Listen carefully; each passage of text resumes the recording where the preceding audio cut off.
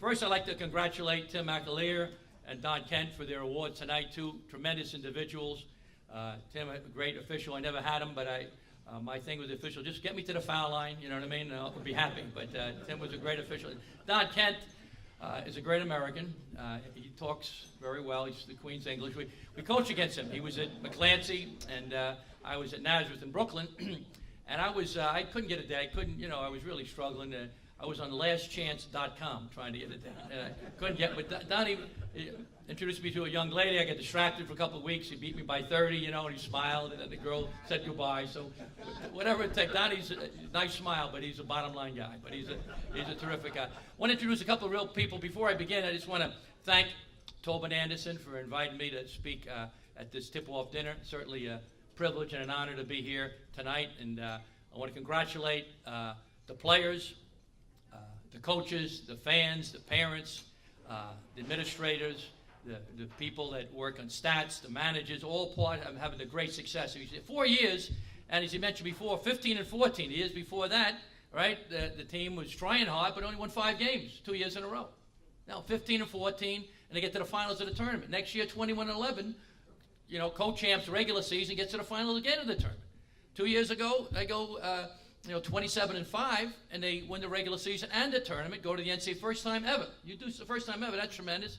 Last year, I believe 28 and 6, went to the Elite 8, won the regular season again, and won the tournament again. So he's an unbelievable job. I think 55 and 11, in the last 2 years. That's awesome. And I met Tobin years ago. The 5-star camp, was tremendously impressed with him. He can coach anywhere. He's a terrific coach, and I was fortunate to coach different places, but a tremendous coach. And I was watching practice today, and I was very impressed with the players. They played very hard. A lot of young guys and some veterans, and the young guys are trying to learn from the veterans. But they're a very impressive team, and I think Fran Frisella is a great guy. I know Fran has worked with him this summer at the Under Armour camp, and he's with ESPN. I work with CBS Sports Network. He's a big shot. I'm like a middle shot. He's a big guy. But my thing is, they won 27. St. Thomas Aquinas, we might never, ever lose. So don't take that for granted. But certainly a privilege to be with you today. I want to introduce a couple of people, if I may. Donnie mentioned a couple of names, but a gentleman that I worked for this basketball camp, 5-star camp for a long time. I lost about 5 years of my life working on the asphalt courts of Pittsburgh, Pennsylvania, 110 degrees. I had blisters. I looked like something that cat dragged in from the cold. I get home to see my wife, but I owe him some money because I took a Reese cup from the canteen one time. You know what I mean? And it was a Reese cup, and I had it, and I said, just put it to my account. But he's a businessman, and a lot of interest, and compound interest, and tri-count interest. So I owe him about $10,400, so I got to introduce him. Will Klein, if you would stand up, please. Stand up, Willie. And his son, Lee Klein, 5-star camp, president, CEO, and he did an unbelievable job. He's a great guy. Two of my former players are here besides John Dwanell. One gentleman, he's from the Bronx, New York, not too far away, St. Nicholas at Talentine High School. And I told him, hey, you come to VMI, Virginia Military down south. I says, they talk a little funny, but, I talk a little funny too. I said, but you'll get to know it. You got free white pants, free haircuts. You know what I mean? You get a chance to run around. You have a gun. You can shoot a little bit, shoot in the air. You'll love it there. And after about a week, he got in the rat line. He had a shaved head. He's walking around. He's got a little Bible. Some guy about 4'2" screaming at him, what's the rat Bible? Who's the president? Where did General Patton live? He's like, his head was spinning, but he scored over 1,000 points, had a great career. Now he works for IBM. He's one of the vice presidents, travels all over the world for IBM. John Good. John, would stand up, please. Another guy who played for me at Nazareth High School. I coached him as a junior, and we were a young team, and then they got rid of me, and I went up to college, and next year they won the city championship. So that shows you what my impact. But he was a terrific player. He only shot when he had it, so that was good. But he was a pathological shooter. He used to steal the ball from his teammates and then shoot it. But no, he was a terrific shooter. He got a couple of sons that are good players. Dennis Kelly. Dennis, stand up, please. Dennis. Dennis was terrific. And, Donnie mentioned Jack Powers. Jack was a legend. I worked for him many years ago at camp out at St. Regis out in Long Island. And he's a legend. I mean, he's in a lot of Hall of Fames. He should be in the New York City Hall of Fame right now. I mean, he's a great coach. He's a great AD. He worked for the NIT committee for a long time. Took teams all over the world, traveling, the NIT All-Stars. But a wonderful person, and a great credit to basketball. Jack Powell. Jack. And his lovely wife, Anita. You know, he's a great recruiter. He overachieved with Anita. You know, he did a great job. He's terrific. Jack's a great guy. And one last guy, and then I'll get to my main talk. A couple of people said, hey, I got to get home and see Law & Order reruns, so I can't talk too long, so people want to see that. But this next gentleman was my assistant for 6 years, 1 year at Xavier in Cincinnati, where I coached as a head coach. And then we went to Providence College, and we were fortunate. The best team I ever coached was 97. We got to the Elite Eight at Providence. He recruited 4 of the guys. He did a great job 1 year at Virginia, and then did a wonderful job at Manhattan College, brought him to the NCAA a couple of times, beat big teams there in the NCAA tournament. Beat Florida, I think. Florida, with all those. Billy Donovan, who's a legend now. Bobby beat him. He's a great coach and did a great job. You know, at Seton Hall, helped build them up a little bit. Now Kevin Willis taking off and doing a great job there now. But Bobby was a guy. You know, he could sell snow to the Eskimos. I mean, he could great recruiter. And a couple of guys we couldn't. You know, different schools I was at, they wouldn't let him in. He says, Coach, we got to change the admission standards. I said, what do you mean? He says, well, you know, we should have another test. I said, what the test? He says, well, let's give him the rock test. I said, what is that? Here's the rock. Now, which hand is the rock in? If you get this, you're in. I said, guys, we can't bring the rock test. He says, all right. A couple of guys we had from Brooklyn, where I'm from, no offense to anybody else from Brooklyn. He says, they don't trust you in Brooklyn. So take your 4 guesses, you know, they still can't get it. So, all right, this guy, he can't pass the rock test, so we're going to give him the boulder test. So you bring in a big rock, big boulder. Which hand is the boulder in? Now, if you don't know where the boulder is, you're in trouble. But then we come back 2 weeks later. But Bobby did a great job, terrific coach, wonderful guy. Bob Gonzalez, stand up, Gonzo. Thank you very much. But no, I appreciate it. You know, I think the most important word in the whole world is the word attitude. You change your attitude, you change your performance. Ordinary people do extraordinary things every day with a great attitude. There's a gal named Shelley Mann. I never heard of her. She was born with a bad foot. She had like a deformed foot. She had an operation. The doctor did the operation. Says, well, I don't know how well she'll walk after the operation. Well, I don't know how well she walked either, but she sure could run. And she won a medal in the Olympics. Shelley Mann. So she had great talent, but she had a great attitude. She wouldn't let a deformity set her back. Another guy who had a great attitude was a guy named Jack Robertson, not the baseball player. This guy was from Lima, Ohio, and he was a paraplegic, which you know means a guy has legs, but he couldn't use the legs, powerless. He couldn't. He swam the English Channel. English Channel is 22 miles long, 22 miles, rough, tough water, and he had a boat going next to him. He swam. He went all the way, didn't get half a mile from shore. Then he had to pull up and got him out of the boat. All right, just missed making it. But he had a great attitude, all right? To try to swim the English Channel, right, as a paraplegic is unbelievable. And he came just so close, just missed it. But he had a great attitude. A couple of famous people that had a great attitude. Napoleon. When he was a military ruler in France, he took the word I can't out of the French dictionary. He says, we can do it, we will do it. So Napoleon was a great leader, but he had a great attitude. Another guy had a great attitude was a guy named Reggie Jackson. Those that follow baseball, I'm a baseball fan. He was called Mr. October. So he played for the Oakland A's, won world championships, won world champs with the Yanks. All right? And inside his first ring he got for the Oakland A's was the letters S plus S equals success. S plus S. Sweat plus sacrifice equals success. So he was a great athlete, a stud, a strong. He was a tremendous player. To hit a baseball so hard, all right, coming in that fast. But he had a great attitude. He knew you had to sweat, you had to sacrifice, even with all his talent. All right, to be successful. He had a great attitude. Another guy had a great attitude. It was John Kennedy. That's not a political statement. 1960, he said to John Kennedy, he said, John, all right, you want to go for the presidential nomination of the Democratic Party. You want to try to be president. Is that right? He says, yes. He said, John, there's no way you're ever going to be president of the United States right now in 1960. You're too young. You're a Catholic. You talk funny. There's no shot. You have no shot. So John F. Kennedy said a lot of famous things, and a thing that he said I like best, when they said to him, no, you know, go for second place, go for treasurer, go for secretary. He says, no. He says, if you settle for second place, when first place is available, you have the same tendency to settle for second place the rest of your life. When you settle for second place, when first place is available, you have the same, you know, tendency to settle for second place the rest of his life. So he went on to go for the Democratic presidential nominee, won it, in my opinion, became an excellent president. Another guy had a great attitude was Martin Luther King.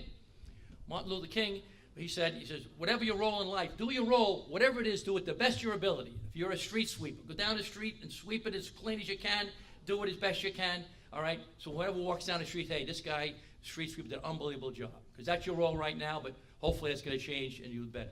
So Martin Luther King was a brilliant guy, a great leader, but he had a great attitude. He knew you had to do the best whatever you do. You know, and I have some things that I talked about to be successful, a couple of principles. And I was fortunate to have great players, great assistants, and great players like John Good and Dennis in high school, and Gonzo as an assistant. And I learned a lot at Five-Star Camp with Will Klein, Howie Garfinkel, Lord of mercy on. But I had some things that I put together as principles of success, to be successful. Hopefully it applies in sports. Maybe it might even come into a little bit, you know, outside your life. First thing is, one is dream big. We don't dream big enough. I think it's important to go for the top. Try to be the best you can be. So last year, you know, St. Thomas Aquinas did an unbelievable job, got to the Elite Eight. Hey, let's go for the top. Go for the top. That's where, even if you don't get there, you're still up there with the winners. You're still up with the big guys and the big girls. Go, try to be the best. You know, because too often we let people talk us out of things. You can't do that. You can't do that. You're not good enough. You know, you're not big enough. You're not strong enough. They told me that, and I didn't do much, but I did a couple of things. Did a lot better than the guys that say you're not smart enough, you're not talented enough. All right, whatever it is, you're a guy or a gal, you're not pretty enough, you're not this or that. Forget that. Don't listen. Don't let people talk you out of things. So you dream big. Go for the top. And if you don't make it, you're still up there with the big persons that are successful. Secondly, you got to work really hard. Whatever you do, all right, the dreaming and the working go hand in hand. I saw this St. Thomas Aquinas guys, they work their brains out today. So if they dream big and listen to the coaches and keep working, all right, those two things go hand in hand. Next thing is you got to be disciplined. You got, whatever your profession, whatever your business, you got to stick to the fundamentals. Stick with it. Don't try to go too far outside the realm of discipline, that's for sure. You got to handle success. Last year, right, 28-6, great record, okay? But hey, this year you're 0-0, and everybody's got a big target on your back, so you got to be ready every night. So handle success, got to handle failure. You're knocked on the ground. All right, when I was at VMI, I thought my middle name was No. You want to come to VMI? No. Free haircuts? No. White pants? No. Nice shoes? No. I mean, but you got to keep getting up. You got to handle success, handle failure. Another thing it's important that you do in doing things is, you know, you got to communicate. You got to talk to people. If you're having a bad day, you're having trouble with something, you know, you got to communicate. As a head coach at Virginia and Providence and Xavier, we had 3 or 4 assistants. We had secretaries. We had trainers. We had strength coach. You got to communicate. Talk to people. If you have a problem, let them know. Communication is so important. Another thing is important, another principle is unselfishness. No man or woman is an island. You got to share credit. Tolman did an unbelievable job. 4 years he's been here. But he didn't do it by himself. He had great administrative help. He had great Jerry as an AD. He had people supporting him, fans that are here today, people on the board of directors here. So you can't do it by yourself. You share credit. Your assistants, your people that help you, the people that do the stats, the managers, whatever it is, strength people that help you with that. So it's important, I think, that you share credit, which Tobin certainly does. Another thing important in life to be, you got to be confident. You got to be confident. You know, when we played, when I was at Xavier, we played Indiana. Right, we played at a neutral site, Indianapolis, Indiana. That was nice. It was like, yeah, the Hoosier Dome. It was like 41,000 people, and 40,980 had red sweaters, red shirts on. That's great. So we're playing Bobby Knight, you know what I mean? and up there, and we got a few Xavier fans that had a few drinks and got lost on a business trip, and they were in the stands. But you know, we played them. But you got to believe you can win. You know, and unfortunately, we played against everybody. You know, against a lot of these great coaches. You know, and we played against Coach K. When he got into the Hall of Fame, they sent me a replica of his trophy. They said, "You're a big part of Mike Krzyzewski's success. He beat you so many times. We want you to share in his." And we got lucky. We beat him a couple of times. But that's important. You know. So enthusiasm is another principle that's important. All right, Ralph Waldo Emerson, the poet, said, "Nothing great was ever accomplished without enthusiasm." Nothing great was ever accomplished without enthusiasm. I believe that. You got to, whatever it is, not that you're doing jumping jacks, but whatever, you got to give it your best. That's so important. Enthusiasm. Another thing is persistence. A guy named Calvin Coolidge, president, right? They laugh at him. He was really nondescript. You know, wasn't really a famous president. But he said one of the famous things he ever said was this, and it's one of my favorite quotes. He said, "Nothing in the world will take the place of persistence. Talent will not. There's nothing more common than unsuccessful people with talent. Education will not. All right? The world is full of educated derelicts. Genius will not take the place of it. All right? Unrewarded genius is almost a problem." He said, persistence and determination alone are omnipotent.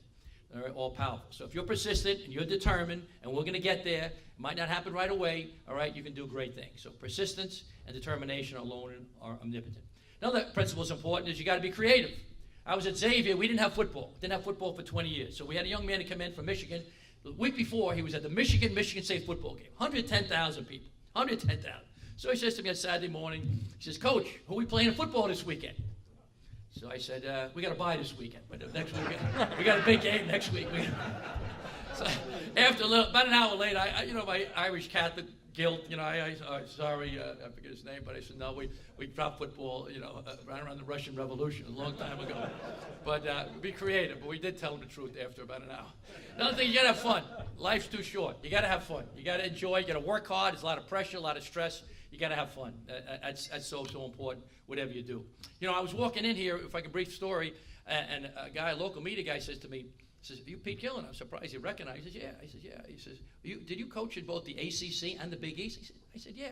"You mean you coach against Coach K and Roy Williams from North Carolina and Gary Williams from Maryland and Jim Boeheim from Syracuse? You go against him? Are you? Yeah." "And Big John Thompson from Georgetown?" "Yeah, I coach against him." "And Jim Calhoun, he gets up, he's ticked off when he's eating cereal." "Yeah, Calhoun, yeah." He says, "Man, how'd you sleep at night?" I said, "I slept just like a baby. Woke up every 2 hours and I cried." That's how I slept. I slept. One last story. I know people want to get home and see North Carolina, NCIS. My wife's got 800 shows she watches in Florida. Oh my God. All right.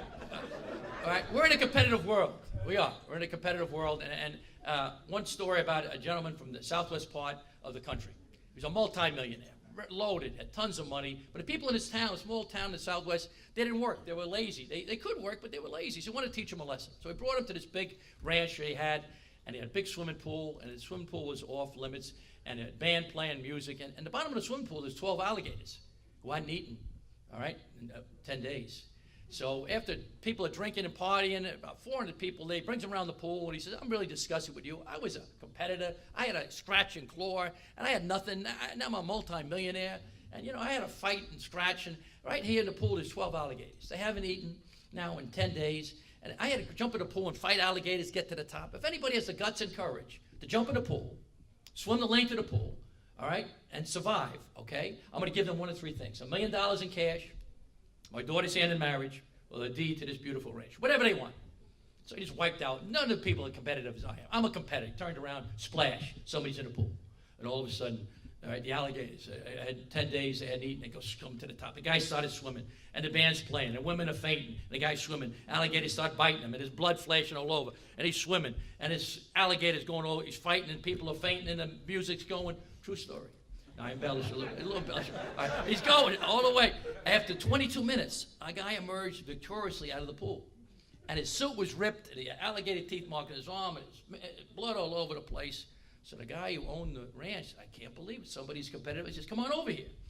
He said, "Man, what do you want? You want $1 million in cash right now, a deed to this beautiful ranch, or my daughter's hand in marriage and inherit everything? What do you want?" The guy can hardly talk. He says, "I want to know who pushed me in the pool." So what is it? The coaching basketball. Coaching basketball is like jumping in a pool with 12 alligators who haven't eaten for 10 days, right? And that's it. That's what coaching basketball was. It's you gotta watch it. I'd like to leave one last story, and I appreciate your patience. A little story about a little boy. He walks into a flower shop. Little guy. He's like 7 years old. He walks in, and he, has just a couple of, and a man who owns a store says, "What do you want?" So he says, "I want to buy some flowers for my mother." He says, "Oh, okay. How much you got?" He says, "Well, look at this. I got 10, 17 cents. There's an elderly gentleman there whose anniversary, he's listening to the story. The gentleman's retired, and he says to the little boy who's 7, he says, "I'm sorry, son, you can't sell you any flowers for 17 cents. They were too expensive." So the little boy put his head down, walked out the store. He felt badly, and the older gentleman who was going to buy something for his wife for their anniversary, listened and says, "Come on back here, young man. What do you want?" He says, "I want to get some flowers." So he says, "Okay, here, we'll get you a dozen flowers. Put it on my bill," he says to the man who owned the store. So the gentleman felt pretty good. He's driving home, the elderly gentleman. He's driving by a cemetery, and he looks, and he sees the same little boy who's in the store at a grave putting the 12 flowers that he got from the man, beautiful flowers, on a gravesite. Wow, this is not right. So he parked the car, walked over to the gravesite. He says, "Son, what are you doing?" He says, "Well, I'm giving these flowers to my mom." He said, what do you mean? Well, she died 6 months ago, and I try to come visit her once every week to give her something to plant or something, some little thing just to, and she loved the flowers. She said, they're beautiful. And so the man, really felt very badly. He says, okay, son, I'm sorry to hear that. So he goes back to the florist, and he says to the man, he says, hey, that little boy here, well, he just was putting some flowers on his mom's gravesite. And he told him the cemetery and where the plot was. He said, every month I want you to put something, a plant, some flowers on that woman's gravesite. He said to the man who owned the store, the elderly gentleman, says, you don't know what you have until it's gone. You don't know how lucky you are to have what you have until you lose it, until it's gone. And I think that saying, you don't know what you have till it's gone, applies to me, certainly. I think everybody here in the room. You're lucky to have what you have. You have a great basketball program. You got a wonderful college. You have great people here, terrific players that are good people besides being good athletes. You're lucky to have what you have. And every day's a treasure. Every day's a gift. Don't take it for granted. You see the terrible things that happen in the world. We got a crazy world today with things happen with a hurricane and tornado in Puerto Rico and the Las Vegas, terrible things that happen there. So every day is a treasure. Every day is a gift to enjoy that. So I want you to do me a favor. When you go home tonight, when you see your loved one, your mom, your dad, your significant other, all right, your son, your daughter, whoever it might be, tell that person, hey, you're special and I love you, all right, because you don't know what you have until it's gone. Yubi Brown, who worked at the Five-Star many years, he used to say, don't forget to say hello before it's time to say goodbye. It was Yubi saying, and I think that's a great truth. So I want to thank you for your time. I think it's a great evening tonight. A lot of schools all over the country would love to have an affair like this. You have a great coaching staff. I think they're going to have a terrific year. All right, we might never lose. I might have to scratch that, but that's a little bit of hyperbole. It's a little bit of Irish malarkey, but that's you are who you are. You know what I mean? But thank you for inviting me. It was a great evening, and thanks for your time.